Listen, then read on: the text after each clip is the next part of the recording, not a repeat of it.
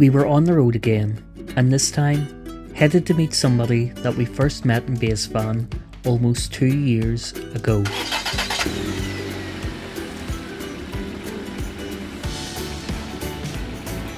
Okay, so we are actually here today at the Wee Sheaf, and we're here with, many of you might know him because most of our channel is here because of him, BrendanExplores and his friend Andy here. Yep. Hi. Did a few people come over?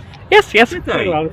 Well done you. Well done you. So thank you. Well done you. Welcome, thank you mate. very much, because we've got half of our following because of you. Good. Which is nice. I'm glad to say it. Yeah. So today, basically what we're going to do is have a quick tour of Brendan's van. So originally we didn't film you for his van. Yeah. Our mistake. We had so much going on that day, we couldn't believe that we had got a van. Yeah. And it was one of our biggest regrets. So finally we're getting the opportunity to actually get filming with BrendanExplores, which is really exciting for us. So basically, last time we seen your van, it was an empty shell. It was, yeah. We had the floor in. We actually had the footage of that too. Yeah. But we didn't show it at the time. Yeah. And we basically want to see now how much it's progressed. Yeah, come on. So you've probably seen it on the videos, but this is it basically 90% done. So this is my van, this is my ex-ambulance. I've got, I suppose what you call a very typical kind of layout of this van. You've got your seating area here with your dining table that's removable, may I add, so you've got more storage if you need it. We've got our kitchen unit, which is the opposite side to your kitchen, isn't it? Half our kitchen's on that side and then the sink's on Yeah, the other side. yeah. So this was a Facebook Marketplace find. I think it was like 50 quid for this unit. Now before it wasn't painted or anything, it was just something that someone was getting rid of out of a house clearance. So I thought, I'll have that, I can make something out of that. The sink I've put in, I was going to say myself, but I haven't, because the people that are joining us a little bit later for a meal helped me put it in, and they'll kill me if I say that. So Matt and Anita, thanks to you guys. They helped me put the sink in. Got a very, very, very simple water system underneath here. We've got a 20 litre clean water tank, 20 litre wastewater, and just a very cheap like 12 volt pump. Goes on a little micro switch, you probably know it. We're using the same one. Yeah. We've only got 10 litres. What, 10 litre fresh? 10 litre both. Fresh. Oh, okay. Yeah, Do you find you emptying and filling it up quite quick? Well, this is the first time we're getting to use it and on a trip, yeah. So, but we were booking in the campsite tonight for that reason. So well, maybe 2 more trips and it'll be out on 20 litres, I think. So this bed, I won't set it all up, but I will pull it out for you. This is probably the pièce de résistance of this van. This is my proudest part of this van, because in your van, you've got a slightly wider van with the Boxer. My Master is slightly more tapered, like to the top of the van. Me being 6'2", 6'3" on a warm day, I find that I can't sleep widthways. So I needed something that could counter that problem. So this is what I've come up with. This is my Super King slide out bed. Yes. So that comes out and goes on there, and it is a pleasure to sleep in this van every single night, honestly, because it's bigger than the bed I have at home. So when I come out, I'm having a better night's sleep in the van than I'm doing my own bed at home. Not many people can say that about a campervan, can they? No, that's it. So that goes back in. There's a little bit of a whistle, you know, a little bit of a whistle. And then this bed here, this is a fold-out sofa bed. So for friends like Andy, if he wants to come along for a camp, or the family, etc., if we go on some family camps, this is going to be like priceless, basically. You know, I can't put a price on this. To be able to sleep up here, the family can go up there, the boys can go up there. This can fold out. I've got 3 legs underneath there. I won't sit it up now because it's a bit of a pain. Oh yeah. But it folds out into a small double, and then this at the bottom here pops up just like so, and then where that is for your backrest there fills that gap, and you've got a full-length bed. This is my kind of like first real attempt at some proper intricate carpentry. Now it looks quite simple. It is quite simple, really, but for a newbie, I'm quite proud of these. Don't look too close, all right? There's a couple of drips of paint here, but we've got 3 cupboards on this side, overhead, 2 cupboards there, and 2 cupboards just behind you there as well. I did have cupboards going all the way along here, but what I found when I was doing, because I like to spend a lot of time in the van and cook and stuff, as you guys know, when the cupboard's here, I find that when I'm working here, for some reason, subconsciously, even though I'm not too far away from the cupboard, I'm doing this all the time. Can't be doing that in my back. We're going to put more of a feature wall here, so this is going to be like a potential TV up here, spice rack, just something more decorative to personalise the van. And then the front 2 seats, Those both swivel, so it makes this little dining area here much more spacious. So you've got 1, 2, 3, 4 seating areas there, and it's just, yeah, a really nice place to be actually. We've had the heater on at night, it's been -2 outside. It's been nice and comfy, isn't it? Yeah. It's been really cosy. How do you find having the seats with the dinette and swivel seats? Is there enough space in that for a couple of adults and stuff? Yeah, there is, yeah. So like with most like campervan seats, if you will, like these seats are narrow. So like with some of the campers at the show today, you'd have seen they're very small seats, because what the builders want to do is they want to prioritise the space, so when you walk in a van it feels spacious. Obviously these are 2 single ambulance seats. They're designed to be wide, they're designed to be double belted. In reality, actually, they could be a little bit narrower.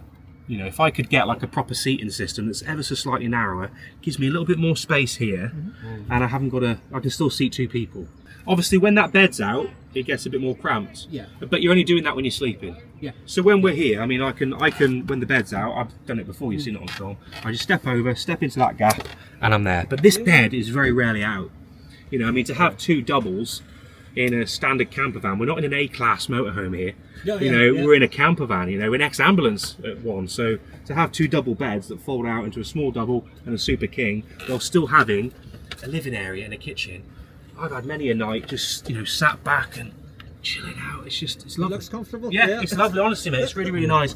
I think, without blowing my own trumpet too much, and if I do say so myself, with this kind of like sized van, without having the proper motorhome topper on the front and the cab bed and all that kind of stuff, I think this is the best utilisation of space. But yeah, that's my ex-ambulance come camper van. So this is the back of the van. Hopefully no pillows fall out on the wet grass. It's a bit of a mess at the moment, but what storage area isn't? So you can see in the back here, we've got obviously the back of the fridge. That's obviously out of the living area, so the back end of the fridge is obviously taking up most of the space in the back. We've got a leisure battery, we've got a cut-off switch, our inverter, the MPPT charger for the solar, fuse board, cut-off switch for the solar there as well. So all the essential electrical stuff is right here underneath the bed. I don't know if you did the same, but did you use Scorver beams for your bed? Yeah. I've done the same there. So you can see underneath, you've got a total of 4 beams. Obviously 2 are sliding, 2 are fixed, and that creates a sliding mechanism.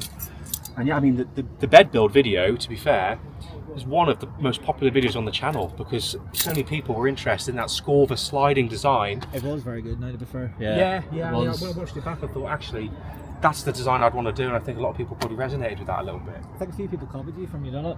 From what they've seen? Yeah, which is a good design. It's a really good design, to be fair. I'm not the first to have done it, I will say. I have seen other people do it, but this is probably unique to my build, for obviously the Renault Master, and the actual frame itself and how it was done, but I'm pretty proud of it, to be fair. So we're currently here at the Wheat Chief. We've just ordered our food. We're having some good banter so far, loving it. Stephen, what are you going for? Chicken and muffins. Andy, what about you? I've gone for the chicken barbecue burger. We are also with some very special guests that Brendan has brought along with him as well. Do you guys want to introduce your channel?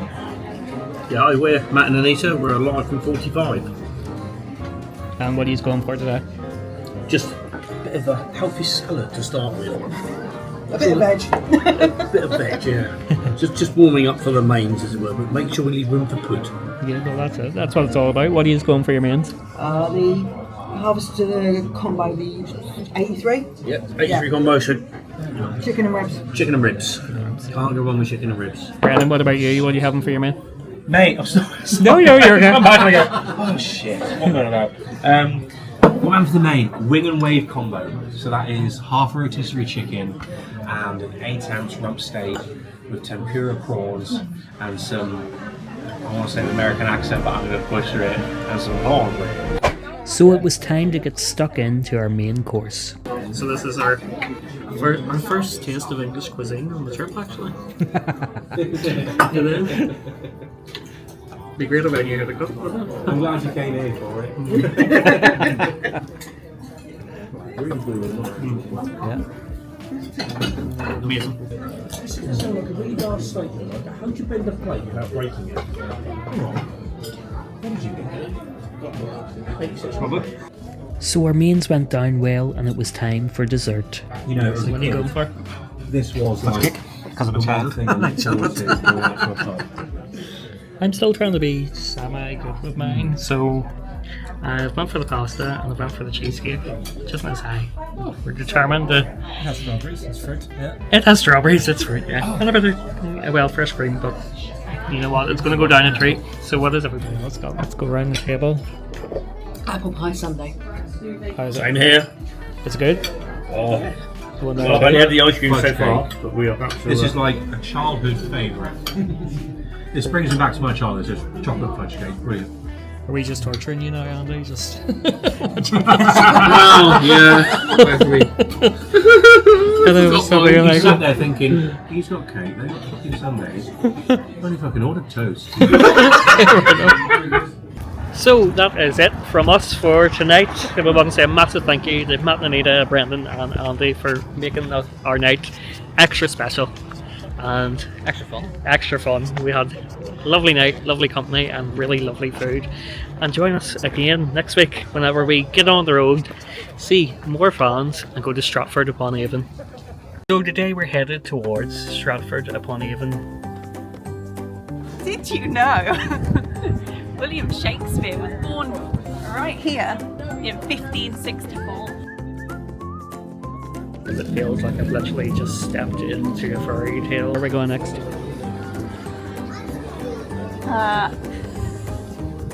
To the river Avon that Stratford is upon. We hope you enjoyed this week's video and remember to subscribe if you want to follow along on the journey.